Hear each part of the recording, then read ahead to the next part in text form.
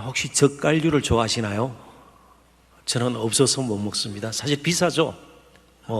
낙지젓, 오징어젓, 또 뭐 있나요? 창란젓, 명란젓. 예. 여러분들도 다 좋아하시죠? 싫어하시는 분들, 나트륨이 너무 들어서 이제 싫다 그러시는 분이 계신지 모르겠습니다. 근데 제가 아는 목사님은 젓갈류를 너무너무 싫어합니다.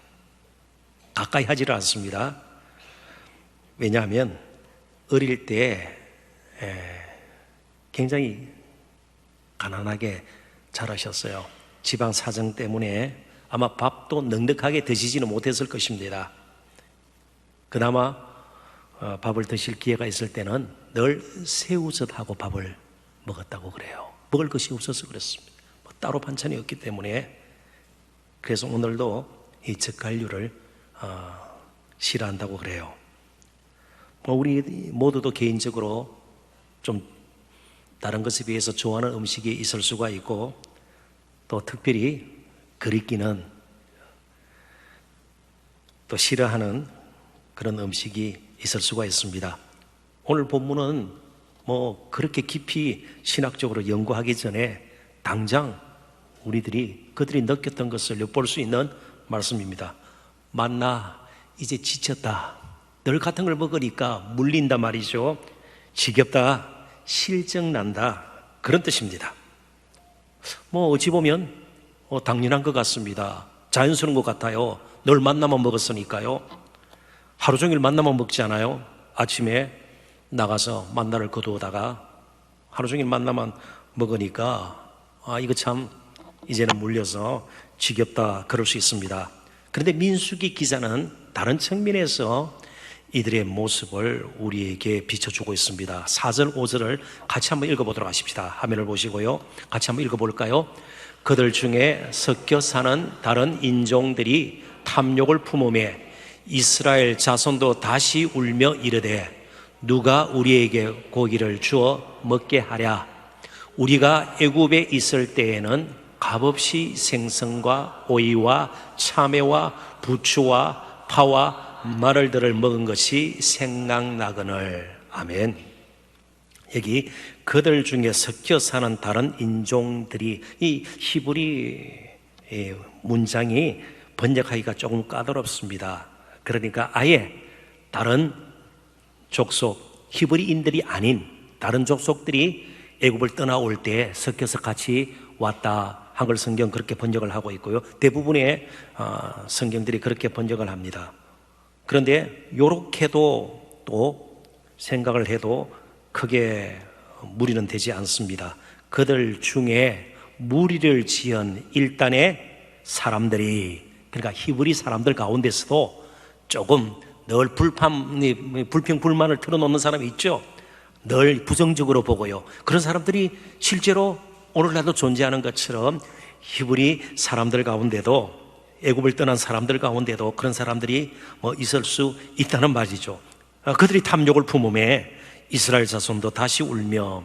그래서 사실은 입맛보다 지금 더 문제가 되는 것이 탐욕이에요. 탐욕. 그리고 또 한 가지, 그들은 지금 어디를 향해서 가고 있습니까? 가나안을 향해서 가고 있습니다. 이 과정이에요. 평생을 광야에서 만나만 먹고 살 그런 사람들이 아닙니다. 과정이에요. 그들의 목적지는 가나안인데 애굽을 지금 생각하고 있습니다. 그러니까 가나안을 바라보면서 닥친 어려움, 그것이 만나라 할지라도, 그죠? 그것을 이겨내면서 가나안을 향해서 더 관심을 두고 나아가야 하는데, 한쪽은 탐욕이고 또 다른 쪽은 애굽에 대한 미련입니다. 이 과거로 회귀하는 것이죠. 그러니까 이 탐욕과 애굽이 이런 불평을 자아나게 만들었습니다. 그래서 6절을 제가 좀 실감나게 히브리 문자적으로 조금 또 제가 번역을 한번 해보겠습니다. 원래 6절하고 또 이렇게 번역한 6절을 동시에 한번 봐주시면 좋겠습니다. 먼저 6절은 어떻게 되어 있는가 하면, 이제는 우리의 기력이 다하여 이 만나 외에는 보이는 것이 아무것도 없도다 하니, 조금 이렇게 실감나게 번역을 했습니다.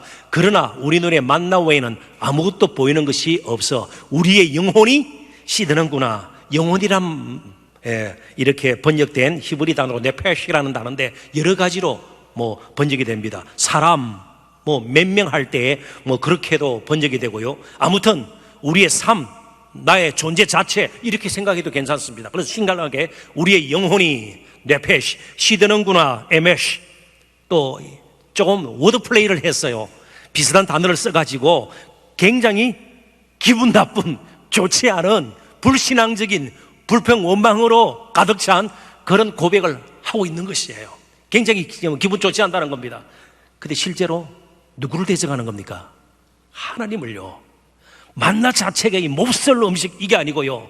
왜 우리를 애굽에서 인도해내가지고 이런 만나를 먹이면서 우리의 영혼마저 시들게 하는가, 우리의 생활마저, 우리의 존재마저 시들게 만드는가. 굉장히 불신앙적인 그런 모습을 이스라엘 백성들이 지금 보여주고 있는 겁니다.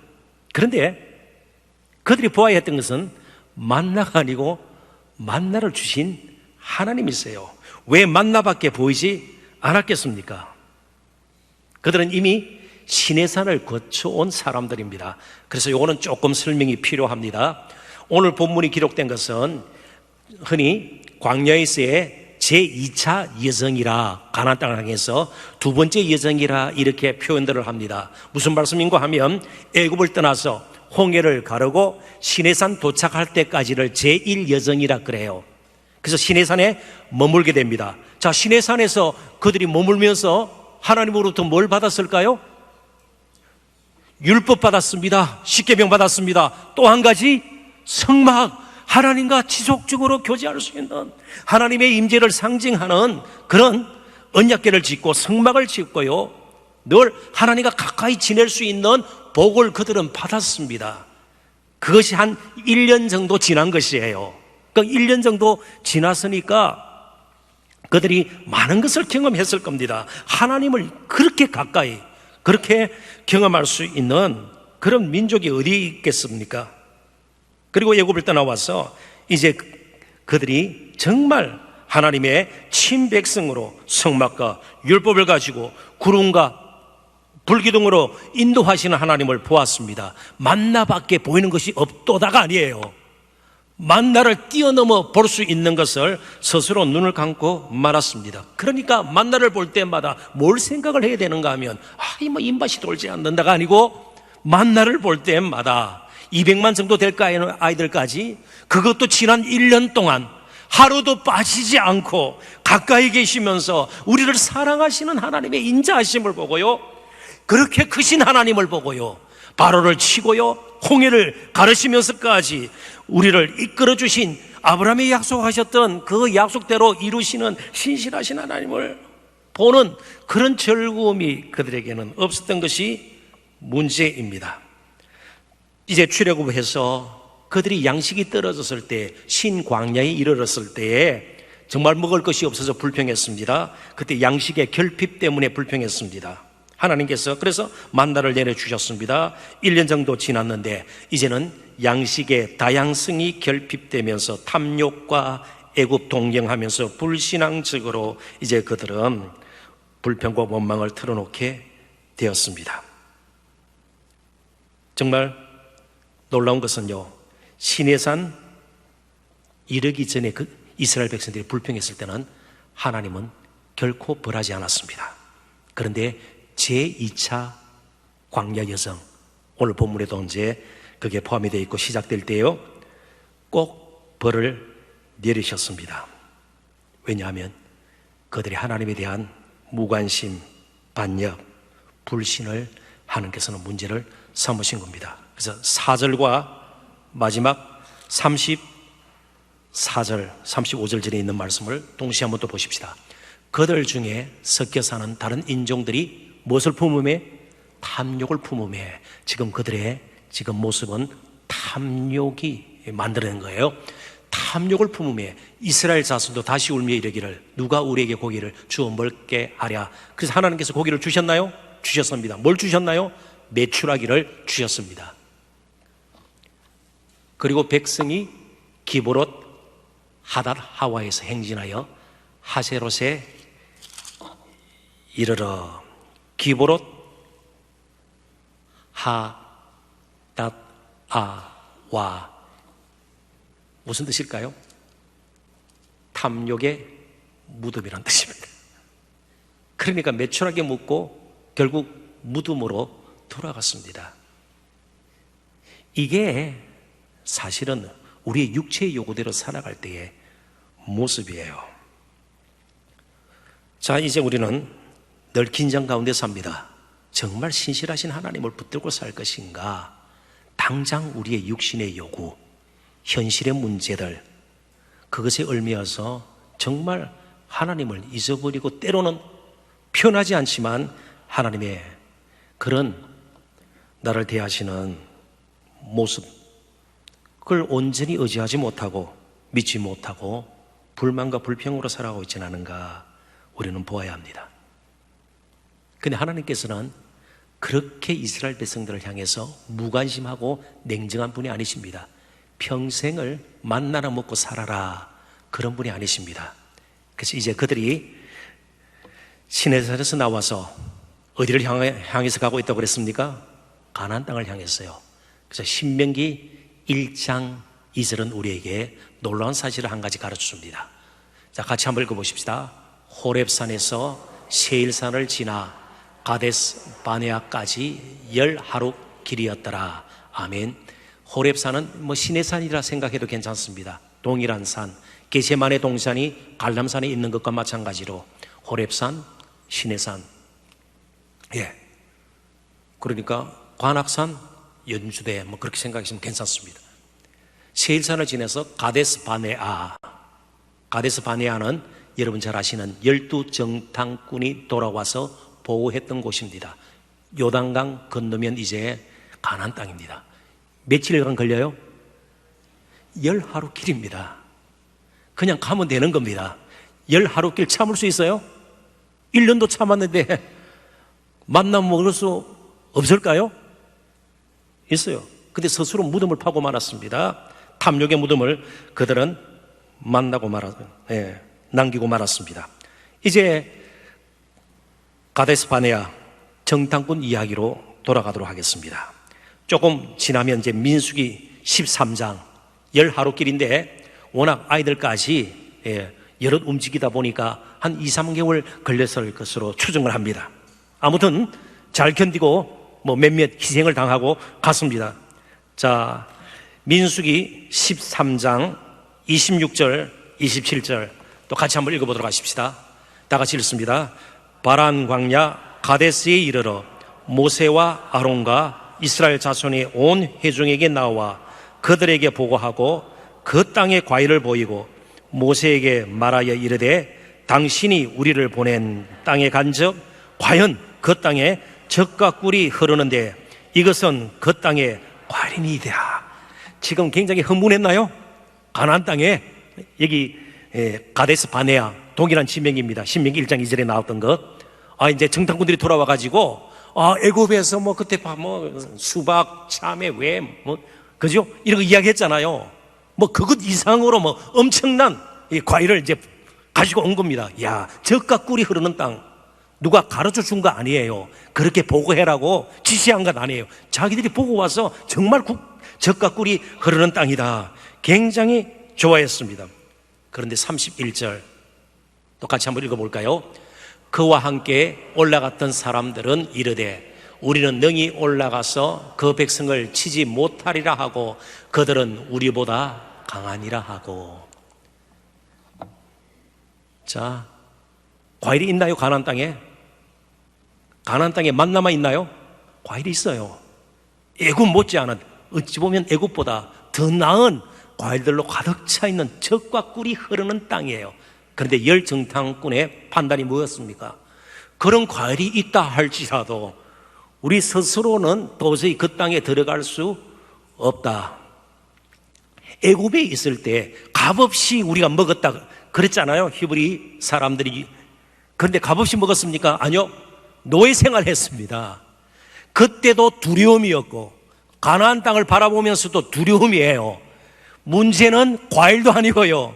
예? 만나 이런 음식이 아니에요. 많이 수입을 가지고 살고 큰 집에 살고 이런 게 아니에요. 진정으로 하나님을 의지하고 두려움 없이 정말 평안 가운데 마음에 정말 평안함을 누리면서 쉼을 누리면서 사는가의 문제예요. 과일이 풍성해도 두려우니까 못 들어가는 겁니다. 다시 그래서 광야로 쫓겨나서 39년 동안 그들은 더 방해해야 했습니다. 왜요? 그런 식으로는 가나안 땅에 들어가서 금방 넘어질 수밖에 없는 것을 하나님께서는 아셨기 때문입니다. 그러니까 풍성한 과일의 문제가 아니에요. 하나님에 대한 신뢰의 문제예요. 오늘도 마찬가지입니다. 자꾸 뭐가 우리에게 주어지고 어디에 이르고요 가지게 되면 행복할 것이라 아니에요.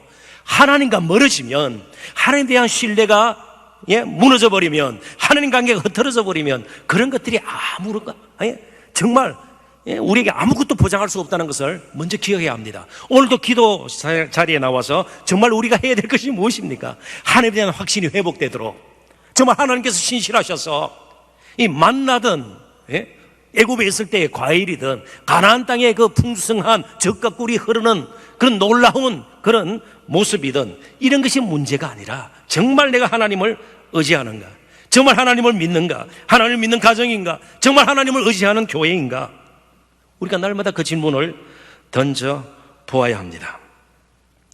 그래서 우리에게 늘 문제가 되는 것은 탐욕입니다. 하나님을 바라지 않고 의지하지 않고 그냥 눈에 보이는 대로 아무것도 만나 외에는 보이지 않는다 단정해 버리는 것입니다. 이제 말씀을 맺고자 합니다. 그런 연약한 우리들을 위해서 하나님께서는 영원한 만나를 주셨습니다. 하늘에서 내려온 떡을 주셨습니다. 예수 그리스도를.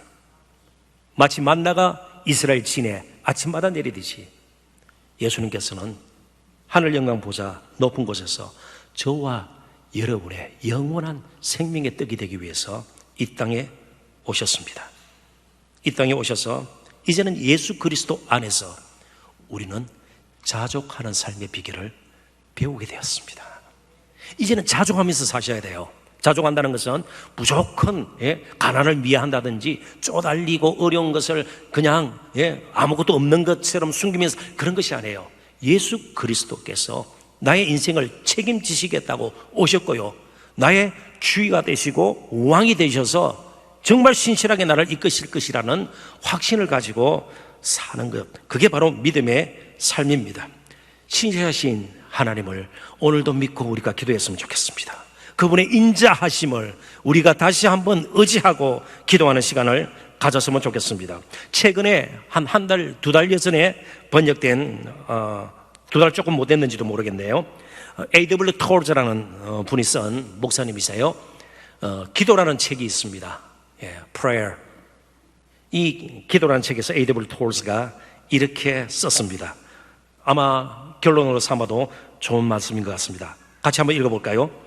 가장 좋은 기도란 그 사람의 삶 전체를 드리는 기도입니다. 그냥 오늘 맡기십시오. 맡기십시오. 부추 주십시오. 수박 주십시오. 만나가 지겹습니다. 이런 식으로 기도하지 말자는 것이에요. 그 생겨도 하나님과 멀어지면 두려움 가운데서 내 것 될 수가 없어요. 누리지 못해요. 그냥 짜증만 나고 원망불평으로 찌들 것이에요. 하나님을 소유한 것, 예수 그리스도를 모시고 사는 것이 가장 큰 복임을 알고요, 그분이 어찌되었든 내 인생을 책임지실 것이고요, 또 가정이라 생각하시고요, 늘 그분과 동행하는 저와 여러분이 되실 수 있기를 주님의 이름으로 축원합니다. 이 시간 우리 기도할 때에 정말 기도는 우리의 모든 것을 다 드리는 것이에요. 맡기는 것이에요. 위탁하는 것이에요. 신실하심을 끝까지 붙드는 것이에요. 그래서 우리가 기도하는 겁니다. 저는 하나님의 신실하심을 믿습니다. 하나님의 인자하심을 믿습니다. 이 시간 우리 한번 함께 통성으로 기도했으면 좋겠습니다. 아무리 좋은 것들, 뭐 참외, 수박, 그죠?